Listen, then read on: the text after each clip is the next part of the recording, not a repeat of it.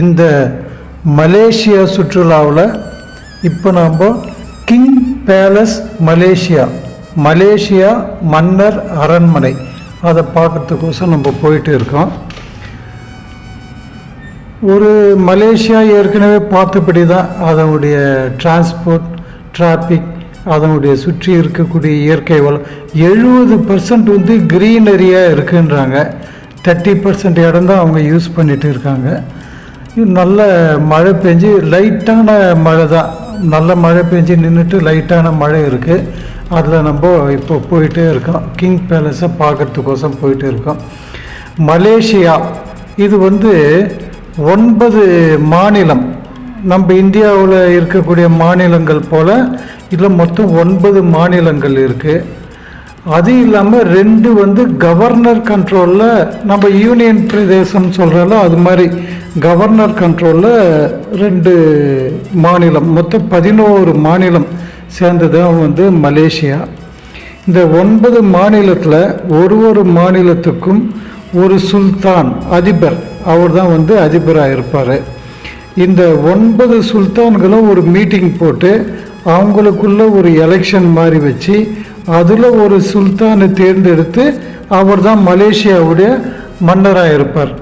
இது யாருக்குமே தெரியாது. அவங்களாம் வந்து மீட்டிங் போட்டு எலெக்ஷன் பண்ணி அனௌன்ஸ் பண்ணால் மட்டும்தான் தெரியும். ஒரு டைம் வந்தவர் வந்து மறுபடியும் வரமாட்டார். அதனால் இந்த 9 பேரும் ஒவ்வொருத்தராக 5 வருஷம் அவங்களா வந்து மாற்றி அவங்கள ஒரு ப்ரோக்ராம் போட்டு ஓட்டெடுப்பு செஞ்சு அவங்களா வந்துடுறாங்க. இப்படி தான் வந்து இந்த ஆட்சி நடக்கிறதா சொல்கிறாங்க.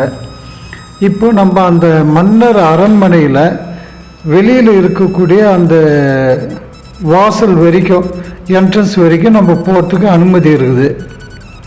ஏன்னா மலேசியாவில் சுற்றுலா பயணிகள்லாம் வந்து இதெல்லாம் பார்ப்பாங்க, ஒரு ஆர்வம் இருக்குன்றது புரிஞ்சிட்டு அந்த சுற்றுலாவுக்கு உரிய ஒரு இடம் வரைக்கும் அவங்க அலோவ் பண்ணுறாங்க. அந்த பெரிய வாசல் முன்னாடி பார்த்திங்கன்னா சோல்ஜர் 2 பேர் குதிரையில் நின்றுட்டு இருப்பாங்க. அவங்க வரைக்கும் போயிட்டு நின்று ஃபோட்டோ கூட நம்ம எடுத்துக்கலாம். அமைதியாக போயிட்டு அமைதியாக பார்த்துட்டு வரலாம். அந்த இடத்த பார்க்குறதுக்கோசம் நம்ம போயிருக்கோம். போகிற வழியில் 10 மலை முருகன் கோயிலை கிராஸ் பண்ணி அந்த ரோட்டில் தான் போகணும். அந்த வழியாக தான் நம்ம இப்போ போயிட்டு இருக்கோம். மழை கொஞ்சம் மிதமான மழையை கூட சொல்லலாம். வெயில் நேற்றெல்லாம் நல்லா வெயில் அடிச்சுது. இன்றைக்கி கொஞ்சம் மழை கொஞ்சம் லைட்டாக போட்டு இப்போ கொஞ்சம் குளுன்ற மாதிரி இருக்குது. இந்த மழையோட நம்ம மன்னர் அரண்மனைக்கு போயிட்டு என்னென்ன நடக்குதுன்னு பார்க்கலாம். இங்கே 1 லிட்டர் பெட்ரோல் வந்து 40 ரூபா, 1/2 லிட்டர் தண்ணி வந்து 40 ரூபா. 1/2 லிட்டர் தண்ணியும் 1 லிட்டர் பெட்ரோலும் ஈக்குவல் ரேட்டு. அப்போ தண்ணிக்கு தான் விலை அதிகமாக இருக்குது. இங்கே பெட்ரோல் வந்து விலை கம்மி. என்னன்னு கேட்டாக்கா கவர்மெண்ட்டு முக்கியமான ஒரு சில பொருளுக்கெல்லாம் கண்ட்ரோலில் வச்சு இதுதான் இந்த விலைக்கு மேலே விற்கக்கூடாது, நம்ம ரேஷன் கண்ட்ரோல் மாதிரி அவங்க வச்சிட்டாங்க போல இருக்குது. அதனால் பெட்ரோல் விலை இங்கே குறைச்சல். அதுக்கு என்ன சப்சிடி அது போல் ஏதாவது கவர்மெண்ட்டில் கொடுப்பாங்களா தெரில. மொத்தம் பெட்ரோல் விலை 1 லிட்டருக்கு 40 ரூபா, தண்ணி 1/2 லிட்டர் பாட்டில் 40 ரூபா. அதனால் இது போல் ஒரு இது இருக்குது. இங்கே வந்து பார்த்திங்கன்னா எல்லாம் இம்போர்ட்டட் ஐட்டம் தான். இங்கே முக்கியமான விளைபொருள் பார்த்திங்கன்னா இப்போதைக்கு பாமாயில். எங்கே பார்த்தாலும் எக்கச்சக்கமான பாமாயில் மரம் அது பாட்டுன்னு இருக்குது. செம்பனைன்னு சொல்கிறாங்க அதுக்கு பேர். அந்த செம்பனை இல்லாத இடமே இல்லை.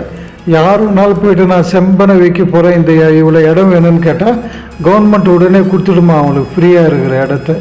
செம்பனை உற்பத்தியில் அதிகமாக்கி பாமாயில் அதிகமாக உற்பத்தி செஞ்சு உலகம் முழுக்க இப்போதைக்கு சப்ளை பண்ணிட்டு இருக்காங்க. முதல்ல வந்து ரப்பர் அதிகமாக இருந்தது, தேக்கு மரம் அதிகமாக இருந்து.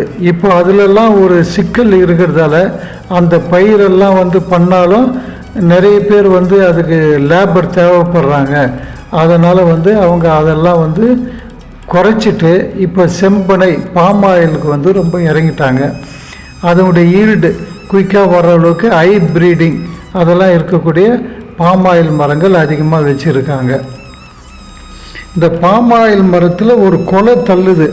அதில் ஒரு குறிப்பிட்ட அளவுக்கு ஒரு மட்டை இருக்குல்ல, அந்த மட்டை அதனுடைய இதெல்லாம் வச்சு அதில் தான் பாம் ஆயில் எடுக்கிறாங்க போல இருக்குது. அதில் ஒரு தேங்காய் மாதிரி கொப்புரை மாதிரி ஒன்று 2 3 2 இல்லை 3 வருது கொப்புரை மாதிரி. அதை உடைச்சி அதிலேருந்து எடுக்கக்கூடிய பாம் ஆயில் வந்து ஃபஸ்ட் கிரேடு, கொஞ்சம் ஹை திக்னஸாக இருக்குமா. அது வந்து தனியாக அது இந்த யூஸுக்கு சமையல் பண்ணுறதுக்கு அதெல்லாம் யூஸ் பண்ணுறது இல்லை போல இருக்குது. அது வேறு ஏதோ பர்பஸுக்கு திக்கான அந்த ஆயிலை யூஸ் பண்ணுறாங்க. இந்த கிரேடு ஃபஸ்ட் கிரேட் செகண்ட் கிரேடுன்ற மாதிரி இந்த பாம் ஆயிலை வந்து நல்லா ஃபில்டர் பண்ணி உலகம் முழுக்க வந்து சப்ளை பண்ணுறாங்க. ஒரு சில டைமில் பார்த்திங்கனாக்கா பெட்ரோல் கூட இதை கலந்து இதை வந்து சரி பண்ணி கொடுக்கறதுக்கும் அது ஏற்பாடு பண்ணியிருக்காங்க போல இருக்குது. இப்போ நம்ம ஏறக்குறைய அந்த பத்துமலை முருகர் அந்த ரோடில் நம்ம கிராஸ் பண்ணியிருக்கோம். அது தூரமாக பார்த்திங்கன்னா அந்த பத்துமலை முருகருடைய கோபுரம் சிலை வந்து நமக்கு நல்லா தெரியுது. நம்ம ஏற்கனவே இந்த இடத்த பார்த்துட்டோம். இப்போ நம்ம கிங் பேலஸ் போகிறதாலையும் அதனால் அங்கே நம்ம போயிட்டு இருக்கோம். நம்ம அந்த வழியாக போயிட்டு இருக்கோம்.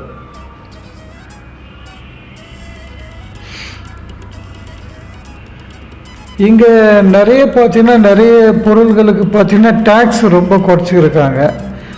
டூரிசம் ஏரியான்றதில் டூரிசத்துக்கு முன்னுரிமை கொடுத்து அந்த இடங்கள்லாம் அதுக்கு தகுந்த இடம்லாம் நல்லா டெவலப் பண்ணி வச்சுருக்காங்க. வரக்கூடிய வெளிநாட்டு பயணிகளை கவரும் வண்ணம் மலேசியாவை மாற்றி அமைச்சிருக்காங்கன்னு கூட சொல்லலாம். அதே போல் ரோடு ஹைவேல பார்த்திங்கன்னா பக்கத்தில் எங்கேயுமே வந்து ஹைவே ஒட்டின மாதிரி ஒன்லி பெட்ரோல் பங்க் ஹோட்டல் மட்டும்தான் இருக்கே தவிர வீடுங்கள்லாம் எதுவும் இல்லை. அந்த ஹைவேலிருந்து ஏறக்குறைய ஒரு 2 கிலோமீட்டர் 1 கிலோமீட்டர் உள்ளே போய் தான் வீடெல்லாம் கட்டி வச்சுருக்காங்க. காசிக்கு போய் கங்கையில் நீராடணும், காசி விஸ்வநாதரை தரிசனம் செய்யணும், அயோத்தியில் ராமர் பாதத்தை வணங்கி அருள் பெறணும். ஒரு நல்ல டிராவல் ஏஜென்சி இருந்தால் சொல்லுங்களேன். ஆம், உங்களுக்காகவே Chennai Yatra tours and travels 30க்கும் மேற்பட்ட வட இந்திய ஆன்மீக குரூப் சுற்றுலாக்கள் காசி, கயா, அயோத்தி, அலகாபாத், சார்தாம், அமர்நாத், முக்திநாத், மலேசியா, கைலாஷ், நவ ஜோதிர்லிங்கம், குழுமணாலி மற்றும் 30க்கும் மேற்பட்ட சுற்றுலாக்கள், 14 வருட அனுபவம், மனம் குளிர தரிசனம், சைவ உணவு, பாதுகாப்பான தங்குமிடம், ஏசி ரயில், ஏசி பஸ் பயணம், குறைந்த கட்டணம். உங்கள் இருக்கைக்கு தொடர்பு கொள்ளுங்கள். Chennai Yatra tours and travels.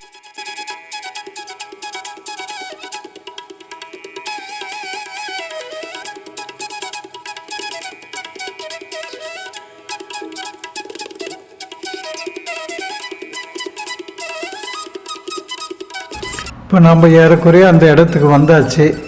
பார்க்கிங்கில் இருந்து நம்ம அரண்மனை நோக்கி அந்த வழியில் நம்ம போயிட்டு இருக்கோம். நிறைய பேர் வராங்க, பார்த்தவங்க வராங்க, புதுசாக பார்க்குறவங்க கிளம்பி போயிட்டு இருக்காங்க. இது ஒரு அமைதியான இடம் கூட சொல்லலாம். ஏன்னா செக்யூரிட்டி ஏரியா. மலேசியாவுடைய சட்ட திட்டங்கள்லாம் வந்து ஓரளவு அங்கே ஒரு ரவுண்ட்ஸ் வரும்போதே தெரிஞ்சிட்டு இருக்கலாம். அதனால் வந்து அமைதியாக போயிட்டு பார்த்துட்டு அமைதியாக வர்றதுக்கான வழிமுறைகள் தான் வந்து கைடு நமக்கு ஏற்கனவே கைட் பண்ணுறாரு. கைடு இல்லாமல் டூர் வந்து நம்ம ஆப்ரேட் பண்ண முடியாது. அந்த ஊர் சிஸ்டம் பஸ், அந்த உள்ளூர் பஸ் டிரைவராக இருக்கணும். முக்கியமாக வந்து கைடு இருக்கணும். கைடு இல்லாமல் டூரிஸ்ட்டு யாரும் வெளியில் சுற்றுறதுக்கு அனுமதி இல்லை. சரி, இதுதான் பார்க்கிங் ஏரியா. பார்க்கிங் ஏரியாவிலேருந்து பார்த்தோன்னா ஒரு பெரிய கார்டன் மாதிரி வெளியில் இருக்குது. ஒரு பக்கமாக வழி இருக்குது. அந்த வழியில் தான் நம்ம இப்போ போயிட்டு இருக்கோம். எதிர்க்க தெரியுது, அதுதான் வந்து மன்னர் அரண்மனையுடைய முகப்பு. இங்கிருந்து ஏறக்குறைய ஒரு 1/2 கிலோமீட்டர் உள்ளே போனால் தான் அந்த மன்னர் அரண்மனை பில்டிங் அது போல் இதெல்லாம் வந்து இருக்குது. இங்கே என்னன்னாக்கா கொடி ஒன்று வச்சுருக்காங்க, மஞ்சள் கொடி ஒன்று உள்ள கொடி கம்பம். இங்கிருந்து பார்த்தாலே தெரியும். அந்த கொடி உயரத்தில் பறந்தால் மன்னர் உள்ளே இருக்கிறார் என்று அர்த்தம். அந்த கொடி 3/4 கம்பத்தில் வந்து இறங்கி இருந்ததுன்னா அவர் இல்லைன்னு அர்த்தம். இது ஒரு சிம்பிள். இது போல் ஒரு சிம்பிள் அங்கே வச்சுருக்காங்க. நாங்கள் போயிருக்கும்போது அங்கே கொடி வந்து முழு கம்பத்தில் பறந்தது, டாப்பில் பறந்தது. அதனால் அவர் மன்னர் உள்ளே இருக்கிறாருன்னு அர்த்தம். அது நம்ம கவர்னர் இங்கெல்லாம் என்ன ஒர்க் பண்ணுறாரோ அதே போல் ஒர்க்கு தான் அந்த மன்னருக்கு. இவர் 11 மாநிலங்களில் 9 மாநிலங்கள் 11த்துக்கு சேர்த்து தான் இவர் வந்து சுல்தான் மன்னராக இருப்பார். அது தூரமாக தெரியுது தான், அதுதான் பில்டிங். அங்கே இருக்கிற கொடி தான் எல்லோ கொடி ஒன்று முழு கம்பத்தில் பறக்குது. இப்போ நம்ம அந்த முகப்பு வாயில் கொஞ்சம் கொஞ்சமாக நம்ம பார்த்துட்டு இருக்கோம். நல்ல விசாலமான இடம், அக்கம் பக்கத்தில் வந்து பில்டிங்லாம் எதுவும் கிடையாது. இது வந்து ஒரு அமைதியான ஒரு இடத்துல ஒரு பெரிய அளவில் இடத்த பிடிச்சி இந்த அரண்மனையை கட்டி வச்சுட்டு இருக்காங்க. இந்த முகப்பு வரைக்கும் நம்ம போகிறதுக்கு, பயணிகள் போகிறதுக்கு அனுமதி இருக்குது.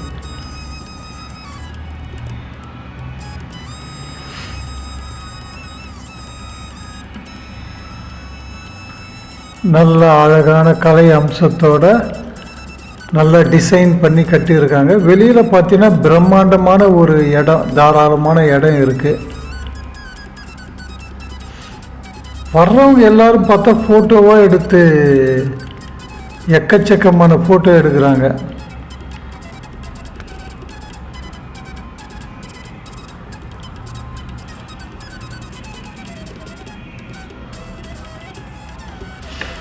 அதுதான் குதிரையில் ஒருத்தர் நிற்கிறாரு, ஒரு சிப்பாய்.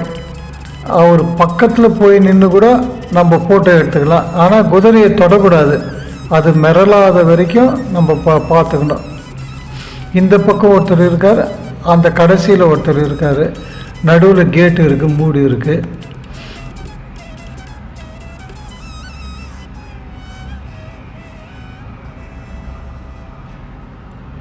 இஸ்தானா நெக்ரா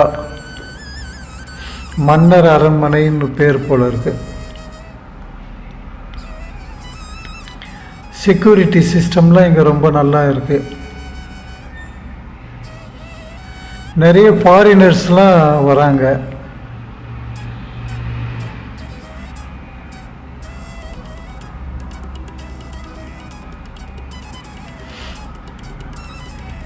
இதுதான் அந்த மெயின் கேட்டு, உள்ளே போகக்கூடிய வழி.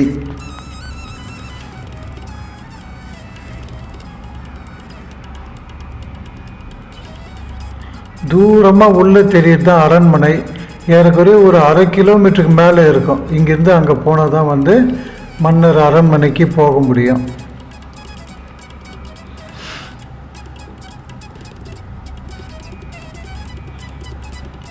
இது பக்கம், இடது பக்கம் வடது பக்கம் பார்த்தீங்கன்னாக்கா பச்சை பசேல் சொல்லிட்டு ஒரு மலைப்பகுதி, சின்ன சின்ன மலைகள் மாதிரி இருக்குது.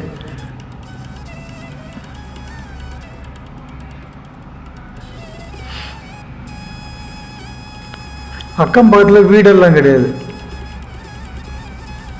ரொம்ப தூரமாக பார்த்தோம்னா கேஎல் டவர், கோலாலம்பூர் டவரும் அந்த ட்வின் டவரும் தெரியுது. அந்த கடைசியில் மெதுவாக பார்த்தோம்னா தெரியும், இங்கிருந்து பார்த்தாலே தெரியுது.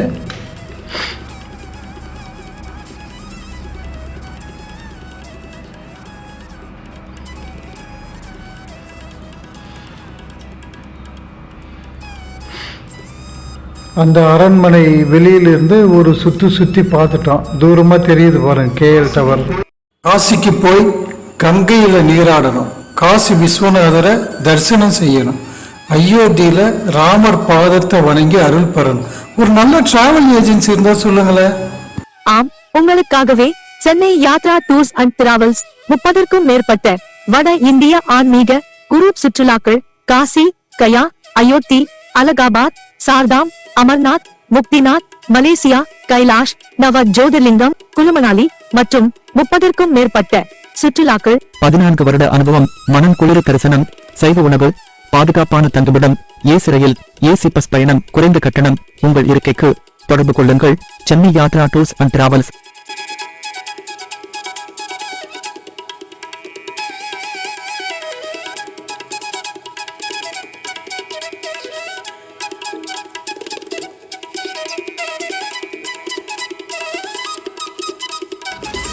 அரண்மனையை பார்த்து முடிச்சுட்டு கொஞ்சம் தூரத்தில் இருக்கக்கூடிய வார் மெமோரியல், ஏன்னா இங்கே வந்து 2ஆம் உலகப் போரில் இங்கிலீஷ்காரன்லாம் இங்கே தான் இருந்தாங்க. அவங்க சண்டையை போட்டு இங்கிருந்து இந்த இடத்த ஒரு மையமான இடமா வச்சு தான் உலகப் போரை நடத்தியிருக்காங்க. பெரிய அளவில் இந்த இடம் 2ஆம் உலகப் போருக்கு உதவி இருக்குது. அதுபோல் இருக்கும்போது நிறைய சிப்பாய்கள் கூட இந்த இடத்துல வந்து தங்களுடைய உயிரை தியாகம் பண்ணியிருக்காங்க. அந்த தியாகிகளின் நினைவாக ஒரு மெமோரியல், வார் மெமோரியல் சொல்லிட்டு இந்த இடம் வச்சுருக்காங்க. இந்த இடத்த வந்து நம்ம இப்போ பார்க்கலாம். ரொம்ப அருமையாக ஒரு நல்ல கலை அம்சத்தோட அவங்களுக்கு அஞ்சலி செலுத்தக்கூடிய ஒரு தன்மையை வெளிப்படுத்தி இந்த இடத்த உருவாக்கியிருக்காங்க. அந்த இடத்த நம்ம பார்க்கலாம். வெளியில் என்ட்ரன்ஸில் பச்சை பசேல்னு ஒரு பூங்கா வச்சு வரவேற்பு தராங்க. சமயத்தில் அஞ்சலி செலுத்தும் போது வந்தோம்னா அதுக்கு ஒரு ஏற்பாடு, ஃபவுண்டன், வாட்டர் ஃபவுண்டன் வச்சுருக்காங்க.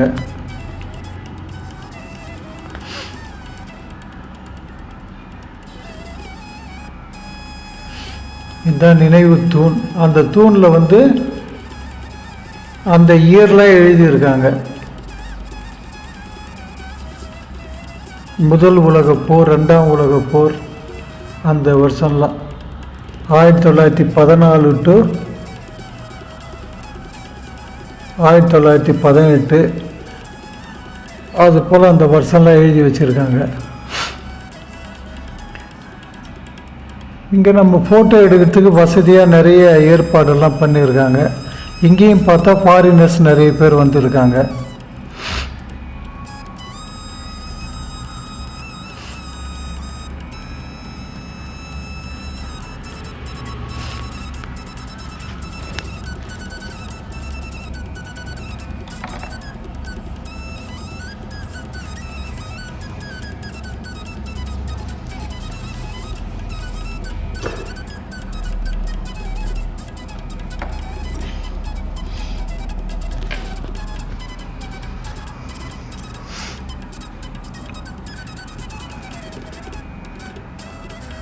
அதை சுற்றி பார்க்குற அளவுக்கு நல்ல பிரம்மாண்டமான ஏற்பாடு. நீங்கள் நேராக பார்க்குறீங்க, உங்களுக்கே தெரியும். நடுவில் ஒரு வாட்டர் ஃபவுண்டன், நடுவில் ஒரு பில்லரில் அந்த தியாகிகளை நினைவுபடுத்தக்கூடிய ஒரு சிலைகள் வச்சுருக்காங்க. அதை நம்ம இப்போ பார்க்குறோம்.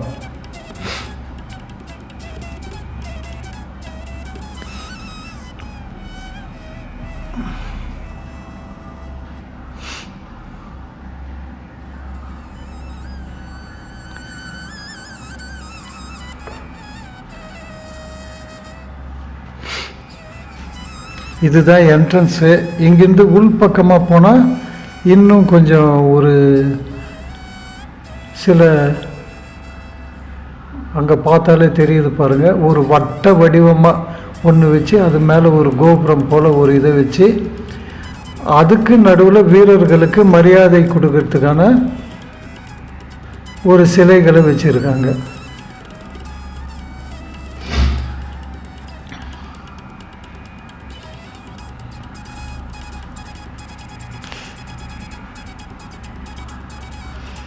இப்போ இங்கே வரும்போது மழை இல்லை, நல்ல வெயில் அடிக்குது. அதனால் வந்து நமக்கு எல்லாமே ஓரளவு சப்போர்ட்டிவாக இருக்குது.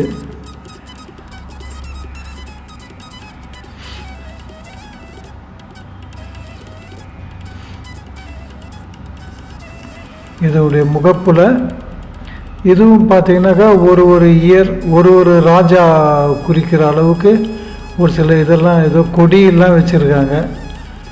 நமக்கு அதனுடைய வரலாறு சரியாக தெரியல. இந்த இருக்கக்கூடிய பில்லர்லாம் பாருங்கள், விதவிதமாக டிசைனாக பில்லர் வச்சுருக்காங்க.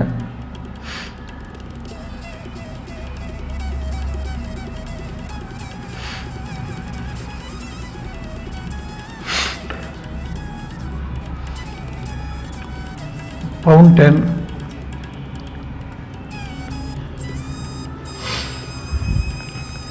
இப்போ நம்ம பார்க்குறது தான் வார் மெமோரியல் சிலை. அந்த ஸ்டாச்சுலாம் பாருங்கள். இப்போ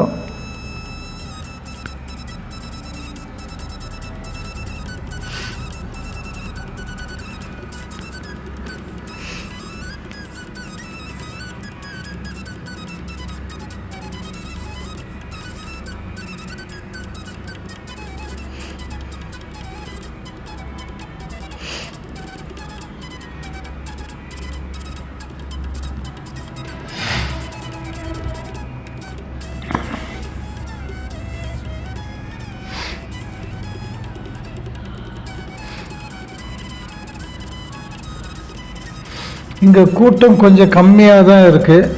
கொஞ்சம் பேர் வராங்க, கொஞ்சம் பேர் போகிறாங்க. ஆனால் இதுக்கு என்ட்ரன்ஸ்லாம் வந்து ஃப்ரீ என்ட்ரன்ஸ் தான். இவ்வளவு இருந்து இந்த இடத்துல வந்து ஒரு செக்யூரிட்டி கூட கிடையாது. நாமளே போய் பார்த்துட்டு நாமளே வர வேண்டியதுதான்.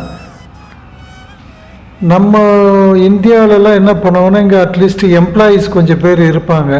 இருந்து ஏதாவது கைட் பண்ணுற மாதிரியோ இல்லை பார்த்துக்கிற மாதிரியோ ஒரு ஏற்பாடெலாம் இருக்கா. இங்கே ஒரே ஒருத்தர் கூட அந்த இது இது சம்மந்தமாக ஒருத்தர் கூட இல்லை. நாமளே போய் பார்த்துட்டு நாமளே பார்த்து தெரிஞ்சுக்கின்னு வரலாம். கைடு நமக்கு ஏதாவது டவுட்டுன்னா நமக்கு எக்ஸ்பிளைன் பண்ணுவார்.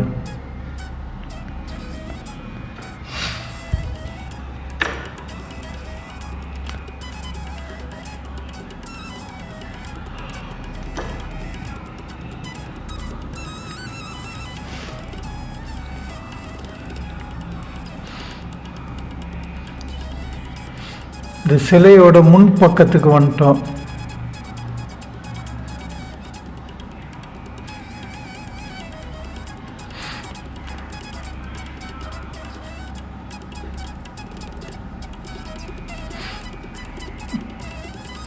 நல்லா அழகாக வடிவமைச்சிருக்காங்க. இதுதான் வந்து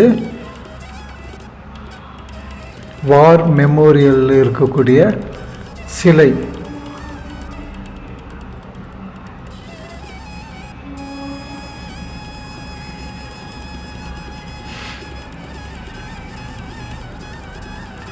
இராணுவ வீரர்களுக்கு மரியாதை செலுத்தும் விதமாக இந்த சிலைகள் அமைக்கப்பட்டிருக்கு.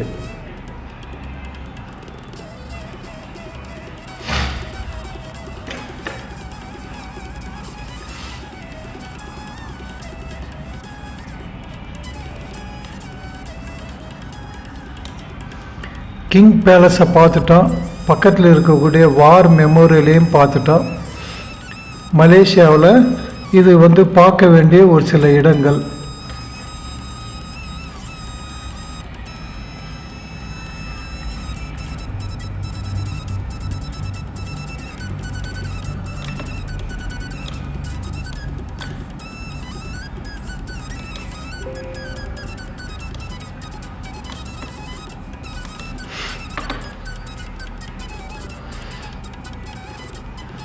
இதை பார்த்து முடிச்சுட்டு மறுபடியும் நாம் தங்கி இருக்கக்கூடிய இடத்துக்கு நம்ம கிளம்புறோம். அதனுடைய காட்சிகளை நம்ம பார்த்துட்டே வரலாம். அது வந்து என்னென்னாக்கா, மலேசியா எவ்வளோ அழகாக இருக்குது, எவ்வளோ பெரிய பில்டிங்லாம் இருக்குது, இது போன்ற ஒரு இதெல்லாம் வந்து நம்ம அதில் பார்க்க முடியும்.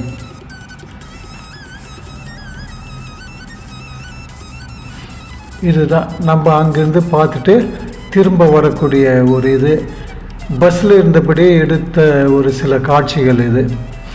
அங்கேருந்துட்டு நம்ம சிட்டிக்குள்ளே, கோலாலம்பூர் சிட்டிக்குள்ளே வந்தாச்சு.